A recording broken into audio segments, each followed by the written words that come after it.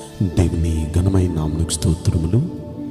ఈ వాగ్దానం వింటున్న మీకందరికీ మన ప్రభువును ప్రియరక్షకుడైన యేసుక్రీస్తు నామములో శుభములు, మా హృదయపూర్వకమైన వందనములు తెలియచేస్తున్నాం. ఈరోజు దేవుని వాగ్దానం కీర్తన గ్రంథం 1వ కీర్తన 3వ వచనం.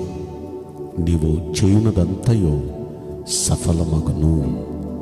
ఈ మంచి వాగ్దానం వింటున్న మనందరి వెనుకడిలో మన మంచి దేవుడు నెరవేర్చునుగాక. ఆమేన్. ప్రియ దైవ జనాంగమా, ఈ వాగ్దానం ఎంత మంచిగా ఉందో చూడండి. మీరు ఈ రోజు నుండి మీరు చేసే ప్రతి పనిలో, మీరు చేసే ప్రతి ప్రయత్నములో సఫలం అవ్వబోతుంది. సఫలం అవ్వాలంటే మనం ఏం చేయాలి? బైబిల్ గ్రంథంలో మనం పరిశీలిస్తే ఆదికాండం 39వ అధ్యాయంలో అక్కడ యోసేపు అనే ఒక వ్యక్తి, ఒక భక్తుడు మనకు కనిపిస్తాడు. ఈ యోసేపు అనే భక్తుని గురించి 3వ వచనంలో మనం చూస్తే, యెహోవా యోసేపుకు తోడై ఉండి అతడు చేసినదంతయు అతని చేతిలో సఫలం అగునట్లుగా చేశాడట. దేవుడు యోసేపుకు తోడై ఉండటం వల్లే అతడు చేసిన పని అంతటిలో సఫలమైంది. ఏ పని చేసినా సరే, ఎక్కడికి వెళ్ళినా సరే సఫలమైపోతుంది. అలా సఫలమవటానికి గల కారణం దేవుడు ఆయనకి తోడుగా ఉన్నాడు.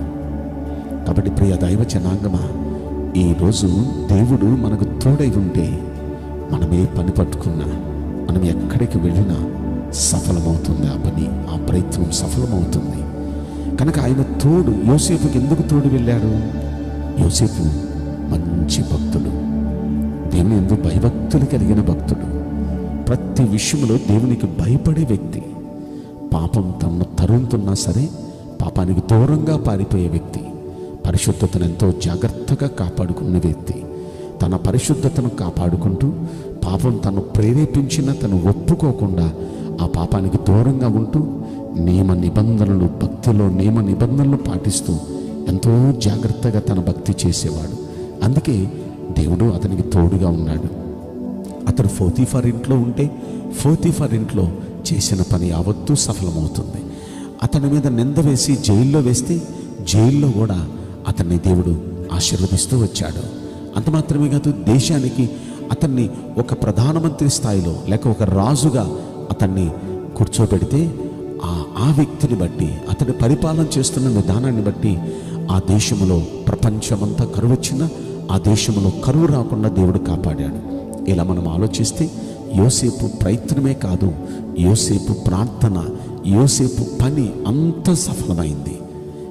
ఇలా సఫలమవటానికి ఒకటే కారణం, అతడు ఎక్కడున్నా, అతడు ఏం చేసినా యెహోవా అతనికి తోడుగా ఉన్నాడు.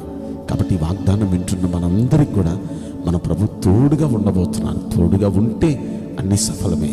అయితే తోడుగా ఉండాలంటే మనం కూడా మనల్ని మనం పవిత్రంగా కాపాడుకుందాం, మన పరిశుద్ధతను కాపాడుకుందాం.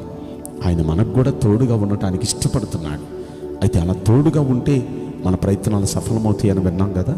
అంత మాత్రమే కాదు, ఇదే 1వ కీర్తనలో 1వ వచనం 2వ వచనం చదివితే, దుష్టుల ఆలోచనలు చెప్పున నడవద్దు, పాపుల మార్గాన నిలవద్దు, అపహాస్యకులు కూర్చుండే చోటను కూర్చోవద్దు అని. అంటే మనం ఎక్కడ నిలవకూడదో, ఎక్కడ నడవకూడదో, ఎక్కడ మనం ఉండకూడదో మన ప్రభువు వారు చెప్పారు.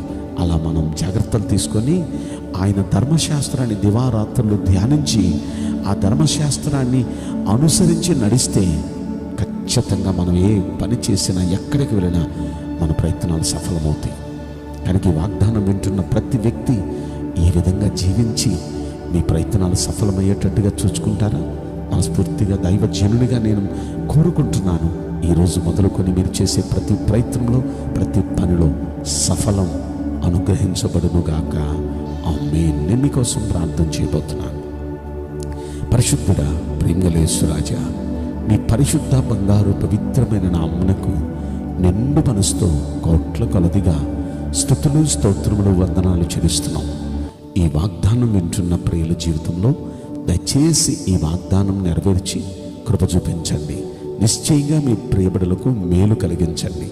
అయ్యా, మా ప్రయత్నాలన్నీ సఫలపరిచేది మీరు మాకు తోడుంటే ఖచ్చితంగా సఫలమవుతాయి. దయచేసి ఈ వాగ్దానం వింటున్న ప్రతి బిడ్డకు మీరు తోడుగా ఉండి వారి ప్రతి ప్రయత్నాన్ని సఫలపరిచి బలపరచమని ఈ కొద్ది మనవులు నజరుడైన యేసుక్రీస్తు ప్రశస్తమైన నామములో మిక్కిలి వినయముతో ప్రార్థించి బ్రతిమలాడి వేడుకుంటున్నాం ప్రియ పరలోకపు తండ్రి. ఆమేన్. May God bless you all. Thank you.